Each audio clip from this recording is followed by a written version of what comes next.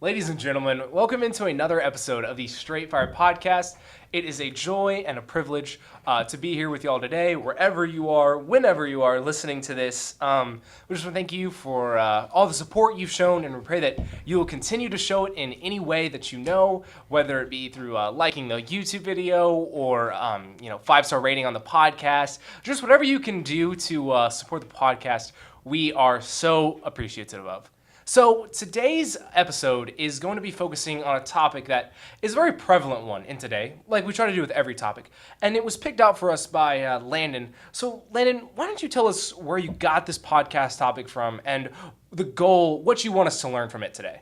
Right. So, I picked comparison, and the passage that I'm going to kind of take us to kind of kick it off is going to be, I'm going to be quite honest, it's probably not going to be the one that most people would be like, oh yeah, that's a great passage on comparison, but I'm going to explain why I picked that passage out. But I think a compassion is such a, or compassion, whoa. That's a topic. We'll do that later. No, comparison is such an important topic for a lot of reasons, because a lot of people, and I'm going to go ahead and say most, everyone, in some aspect struggles with comparison. I almost said compassion again. This is just going to be a struggle. I wish everyone struggled with compassion. Right. This is going to be a struggle apparently for the rest of this podcast. But comparison, and kind of what I want us to do is just kind of look at it in a broad sense. What is comparison, and is it healthy for us to do? And if not, what can we kind of do to stay away from doing that? With that being said, I kind of want to take our focus to John chapter 21. And John 21, it's kind of known for that passage, where Jesus talks to Peter or Simon, and he walks and he says, "Do you love me? Yes, Lord, I love you. Feed my sheep." And he does it 3 times, and we kind of talk about the comparison between the 3 times Peter denied and then the 3 times that he said he loved him. And then we kind of just cut the dialogue off right there. But I want to go ahead and pick it back up where most people leave off in verse 20. So John 21 and verse 20 says, "Then Peter, turning around, saw the disciple whom Jesus loved following, who also had leaned on his breast at the supper, and said, 'Lord, who is the one who betrays you?' Peter, seeing him, said to Jesus, 'But Lord, what about this man?' Jesus said to him, 'If I will that he remain till I come, what is that to you? You follow me.'" Now, I'll go ahead and admit up front that this passage of Scripture does not explicitly have to do with the idea of comparison. Jesus wasn't strictly talking about, Peter, don't compare yourself to others. But this idea of what's that to you, you follow me, is such an important, and I would say one of the main ideas that gets us through how to look at comparison when we struggle with that. What's that to you, you follow me. And so that's kind of the idea that I was kind of wanting to give across. So I'll give it back to you. But that was kind of the idea. Yeah, I really like that. What is that to you, right? I think that's the most important question we can ask when we're dealing with comparison. Like, maybe we're praying to God, like, God, this person has all these things, and this person has a great relationship, and this person has, a great job. But, God simply says, what is that to you, right? It's your job to focus on what I've given you and what I want you to do. And so, Noah, do you have anything you want to say before we start, or? Yeah, I was just gonna add. I was thinking about, as Landon was talking about this topic of comparison. What Jesus says here. What is that to you? Follow me. It really shows what we're trying to accomplish when we talk about comparison. Landon said, well, this passage doesn't explicitly mention comparison, and he's right. It doesn't. And Landon made a good point. But the principle here applies to it so well, and this is what we're really trying to extract from this. Is it's not about comparing myself to others, it's really about what am I doing to accomplish the goal that Jesus has given me, regardless of what anyone else is doing. Right. So as we launch into this topic, I have some definitions or some questions that I want us to start with. And the first one is just, when we say someone is struggling with comparison, what do we mean? And where does that typically come from? I would say when someone is struggling with comparison, it means they are doubting their own self-worth. They're looking around at, typically, when we think of comparison, the first example we go to is you're comparing yourself to someone else, right? That's what it is, regardless of it's something you can do, what you look like, how well you can do this, anything you can think of. I mean, we all compare ourselves, and some of that comparison is good, like if me and Landon are both doing a job, maybe Landon's doing it differently and he's accomplishing that job faster. Well, I'm going to compare myself and saying, well, he's doing this faster, so let me do it that way, right? And that's, that's constructive. But a lot of times when we say someone is struggling with comparison, well, going back to that example, if me and Landon are doing a job and Landon's doing it differently, what I'd say is, well, I must not be able to do this any good at all, because I'm just not good enough, right? And when someone's struggling with comparison, they're looking at the world around them and they're saying, I'm just not good enough to do what I'm supposed to do. I'm just not good enough to accomplish the goals that I've been given in life. And it can be really crippling for people because, it shuts everything down, because that self-confidence that they're supposed to have, saying, yes, I can go do this, let me go do this, they're saying, no, let someone else handle that.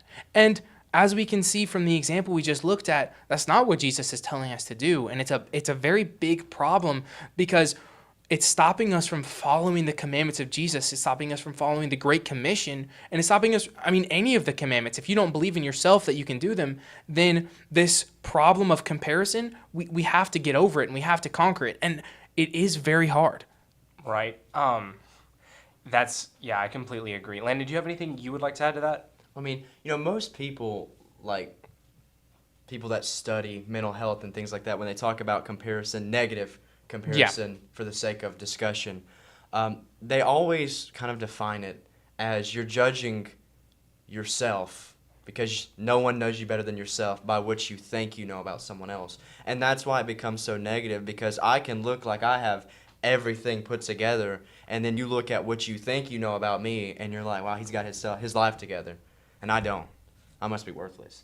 And so that's the problem with comparison, is you're judging yourself by what you think about other people, and that's why it becomes such a big problem. Right. And the next thing was, after, when we say someone is struggling with comparison, what do we mean? We covered that pretty well, but where does that typically come from? Well, along the lines of what Landon just talked about, it comes from social media. And, you might not know this, but there's a great podcast about phones and spending time on social media. In fact, I think you can exit this one and scroll up, and it's right there. If you want to give that a listen. Just pause this podcast, scroll up, listen to that podcast, and then come right back to this right here. 1 second to let those people do that. Welcome back to the podcast. But no, it's just that idea of, like what Landon said, like, I'm scrolling on social media. I think Instagram is always the go-to. Like, every time I hear this talked about, it's always Instagram, right? I'm scrolling on Instagram and I see this person with their life put together. And why am I even trying? Because that person is always going to have it better than me, right? So, and we can see people who live in the $1 million houses and who have the family that we want and who have the relationships that we want. But, we didn't see the work that it took for them to get there. We didn't see the day-to-day struggle that they had. And so when we look at comparison in that case, of course it causes us to freeze and stumble, because we're comparing our struggle with someone's destination, right? And they might not even be where they want to be. We're just assuming that because they have more than us, they have arrived and we're still on the long, rugged road, right? Yeah, and I was thinking about what Landon said. We compare ourselves to people's best and what we think is their best, and it's just, that's hard not to do, right? You're talking about that social media, but what's important to remember when we're comparing ourselves to people's best is it's not really about them. It's not really about what they think. It's not really about what the people around me think, whether I've made it. Only Jesus knows when we're supposed to be. When we are where we're supposed to be in Jesus Christ, excuse me. But, when I'm comparing myself to other people, then I'm missing the mark, because I'm not supposed to compare myself to other people. We never were. If I'm comparing myself to this person's best, then that's the bar I'm setting, is my ex-friend's, not ex-friends, but fill in the blank friend's best. That's such a low bar compared to Jesus Christ and everything that he offers us. Yeah. Some people might hit down too. Like, well, I can't compare myself to this guy because he has all these things that are better than me. But you know what I can compare myself to? This guy. This guy's struggling. He's down. So I'm just going to hit down at him, right? Like, I'm just going to tell him so I can tell myself that, yeah, I'm better than you, bud. Like, I have these things that you don't. I have a relationship that you don't, etc. And so we look at comparison, we look at us comparing ourselves to people who are higher than us, like, metaphorically speaking, but also it can be when we're comparing ourselves to people who are lower than us, right? No, were you gonna say something? I was just gonna add, what I thought of is, if you took any of the three of us, and someone came up to you and they asked you, "Oh man, I hope one day," or they told you, "I hope one day when I grow up, like I'm perfect like you are," I would laugh in their face, in a gentle way. I would laugh in their face because Right.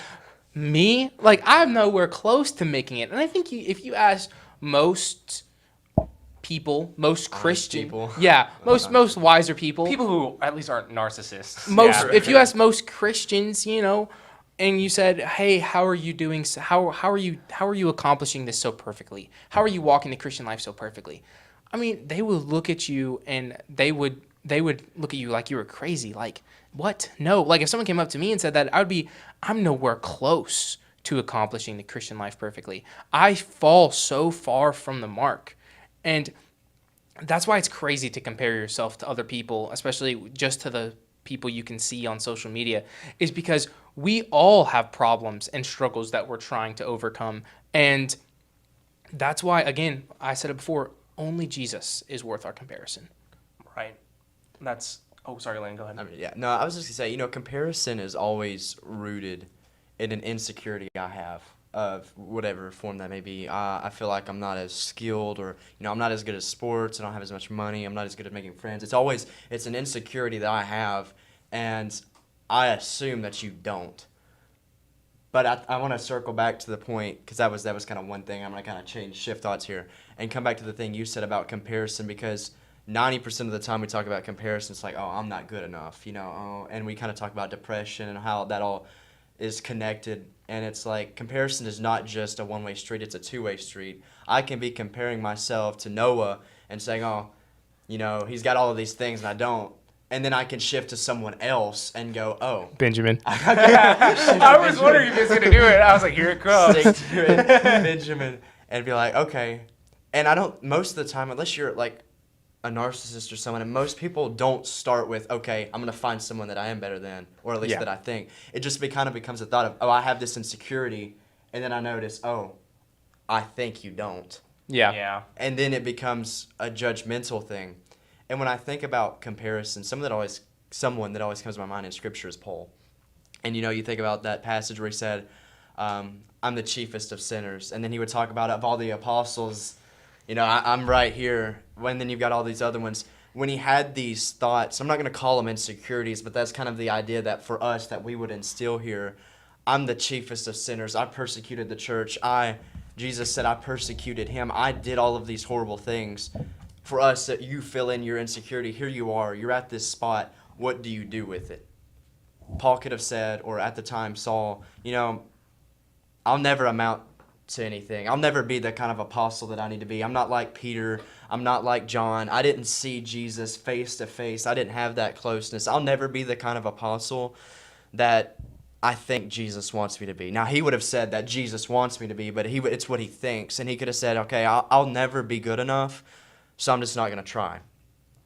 Or he could have hit the other path and gone, I'm a pretty cool guy, The Holy Spirit is showing me what I need to write to these people and what to say. And, I'm converting all these people, and I'm starting churches in Corinth and Ephesus. I mean, look at me. Right. It's such a shift. And he didn't do either one of them.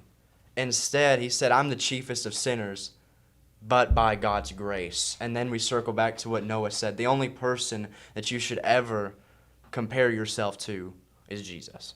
Yeah, and speaking of Paul says in 2 Corinthians 10:17, but he who glories, let him glory in the Lord. And then in verse 18, for not he who commends himself is approved, but he whom the Lord commends. So that's just such a good verse for describing this and summing this up. Again, there's very few passages in the Bible that mention directly, like, hey, don't compare yourselves to others. Yes, there are those, but we can take the principles here. We can take this principle here in 2 Corinthians 10 and really apply that to our lives. And if you live this out, then you're going to see, oh, I can't compare myself to other people, because then, like Benjamin and Landon have been like y'all have been talking about, well, I'm going to compare myself to this person down here, and I'm going to glory in that. But It's only about he who glories in the Lord. That's it. That's the only thing that truly matters. Right.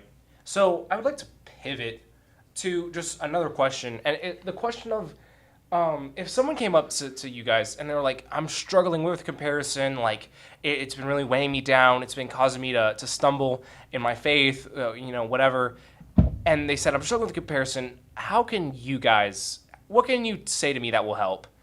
What are the answers you would give? Basically everything we already said. You know? Wow, okay. Yeah. So there's a podcast that I think you should listen to.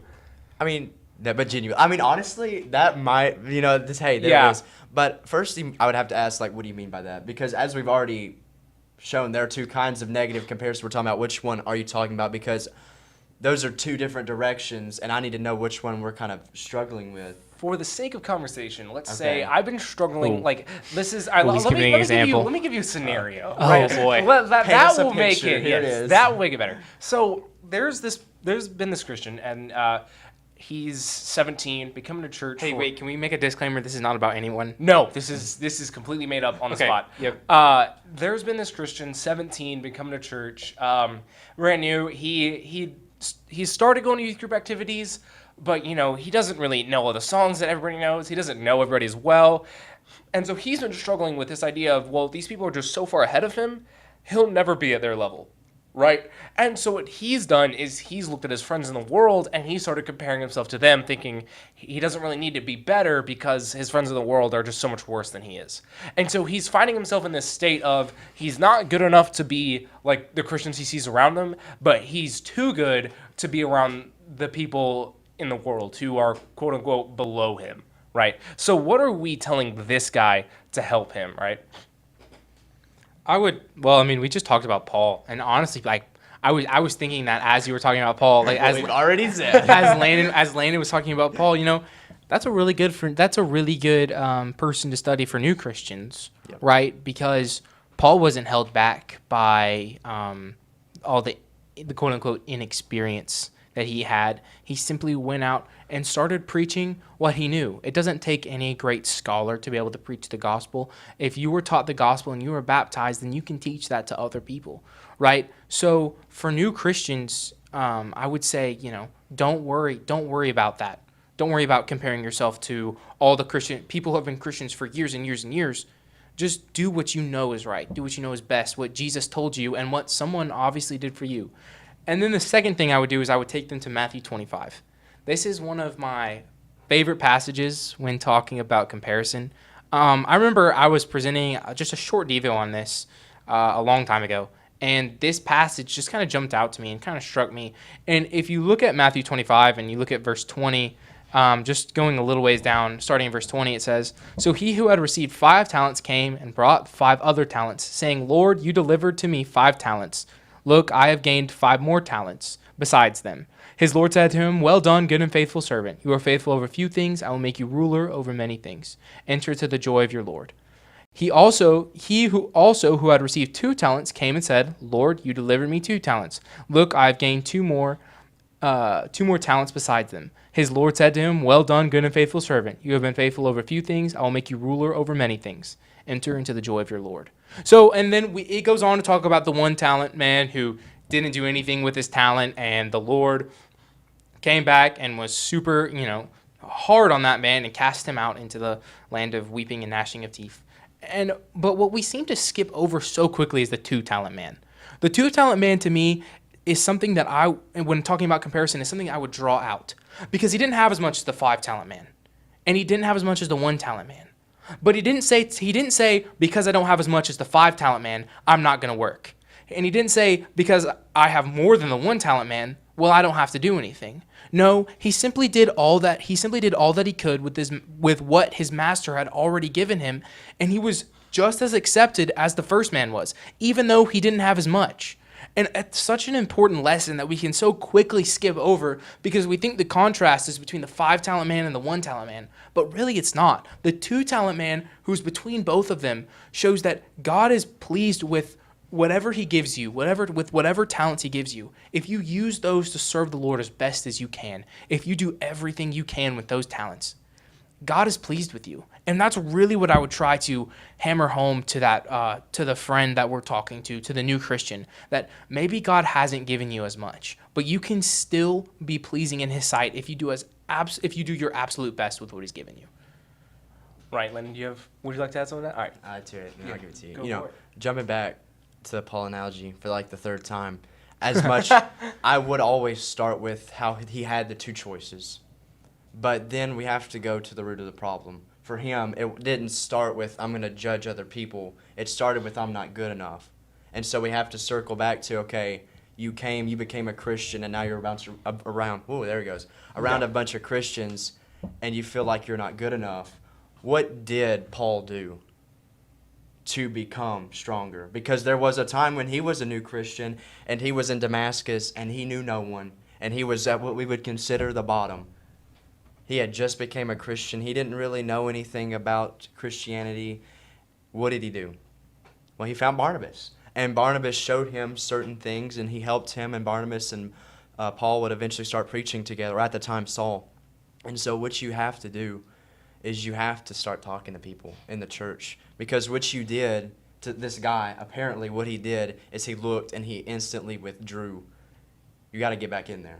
Even if it's just one person, two people, you have to start finding people that you can watch. Paul didn't just get up one day, or Saul, I'm a Christian now, I'm going to go to Corinth and I'm going to help set up a church. No, he followed Barnabas around for a while, and he learned what it meant to be a preacher, to be a Christian.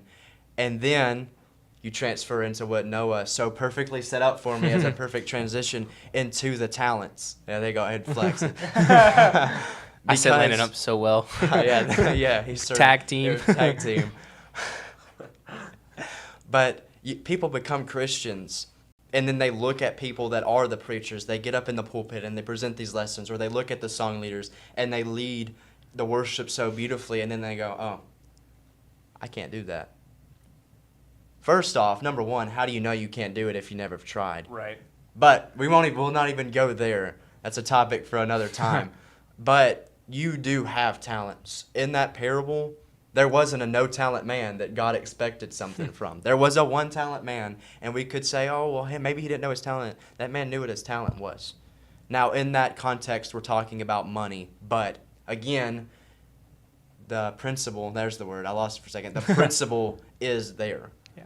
We all have different talents, and God gave them to you for a reason. Maybe he needed you or wanted you to become a speaker and be the preacher. Or maybe he wanted you to be that little old lady that sits in the back and greets every single person that comes in the building. There is a talent that God gave you, and they may be very different in our eyes, but they're equally important in the eyes of God. And so you have to find those. And in order to find them, you have to start talking to fellow Christians. That's what I was just going to say, sorry. This is going to cut off. So I just wanted to add really quickly, maybe something I wanted to say for like the past two turns, but everybody just has more to say. in one sentence, maybe that one talent is a very important talent that not many other people have. Yeah. Right. You know, Go ahead, Benjamin. okay, yeah, thanks, guys. Noah's looking at me right now. I got my one sentence in. That's all I wanted. You know, a verse I had for this was Galatians 1:10. Am I now trying to win the approval of human beings or of God? Or am I trying to please people? If I were still trying to please people, I would not be a servant of Christ. So pleasing people and being a Christian are exclusive, right? You cannot be one and the other. And I think that's what we need to keep in mind here, right? We look at the 5-talent man, and he ended up with 10 talents. And we say, I can't believe God blessed him so much. And then we look at the 2-talent man and say, I can't believe God blessed him so little. How does God even know what he's doing? Right? But I was actually preaching this morning, and one of the things I talked about was sometimes God knows what we need and what we don't need, right? Sometimes if God gave the 5-talent man, to the 2-talent man, I would say that the 2-talent man probably wouldn't be as effective, right? Because God knew what each of these people needed and how to maximize their, lack of another term, talents. And so that's the idea that we need to have of maybe God hasn't given me these abilities that other people view as more, but he has given me these abilities, which in his eyes are just as valuable. Because if you think about it, both of these people got the same reward, right? Both of these people, was this the one where they gained cities? It just says, you have been faithful over little, I will make you faithful Yeah. over much. Both of them were faithful, and both of them got to be faithful over much, right? That was their reward. And that's the same thing here. Like, I didn't go out and preach 50 sermons in, 3 different countries, right? But what I did do was I did make the most out of what God had given me. Well, yeah, and then if you're really a true Christian trying to please God as best as you can, it doesn't matter where I'm using my talents or how I'm using my talents. As long as I'm using them to serve God so I can be in heaven with him one day, that's really all that matters. So, of course, the 2-talent man wouldn't complain that he didn't have as much as the 5-talent man because he understood the reward that was coming, and that reward would be the same. As a Christian, as long as if I know that I'm going to heaven, it doesn't matter who recognizes me. It doesn't matter what anyone else does. As long as we're all striving to go to heaven together, however that happens, then that's the most important thing. Right. So, for time's sake, we need to move on to the next thing. Just comparison has no place in the church, but how could it seep in? Right. Let's talk strategy. Let's talk strategy here for a second. Right. How to prepare ourselves for this potential problem that we could find ourselves in, or the church could find itself in the future. How would you defend a church against this, more covert sin of comparison, right? Because it doesn't always present itself on the top, right? It's not as blatant as other things. If we're in a strategy meeting, right? Right. We're sitting down. Swap the setting. Go away from podcast. We are now in a strategy meeting. I would say, like, if we're trying to directly counteract the devil, right? Where he is trying, let's say we know he's going to come and try to attack our church. Let's just put that hypothetical out there. We know the devil is coming and he's going to attack our church with comparison.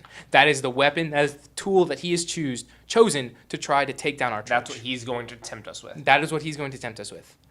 I think the first thing I would say to the church is you have to be honest with each other. We cannot try to pretend that we're something we're not, right? We don't have to necessarily tell people what our specific weaknesses are, but people have to know that we have them. They have to understand that, hey, this person isn't perfect. He does struggle. She does struggle. They don't get it right all the time. Because when we believe someone is perfect, that's when comparison seeps in that we'll never be good enough. We'll never be as good as they are. So we can't do anything. So I would have the church be honest with each other. Be open to each other. Because, like, let's say I thought Landon was perfect, but I never confronted him about it. I mean, easy to think Landon's perfect, I mean, come on now. How could you not think Landon? But anyways, let's say I thought Landon was perfect, but I never confronted him about it. Instead, I avoided him and I demonized him behind his back and all of that. Well, that doesn't help anyone because, again, I'm comparing myself to Landon. I'm really just trying to bring Landon down. But if I went up to Landon and said, hey, man, I really think you're walking a great Christian life. How are you doing so well? I think knowing Landon and knowing a lot of Christians, one of the first things Landon would say to me is, well, I'm really not doing as well as you think I might be, because I know I would say that if someone came to me like, well, I'm trying my best, but I'm really not walking this perfectly. And maybe me and Landon would bond about how we can help each other walk better. That's what I would want a Christian church to start doing if I was strategizing against the devil.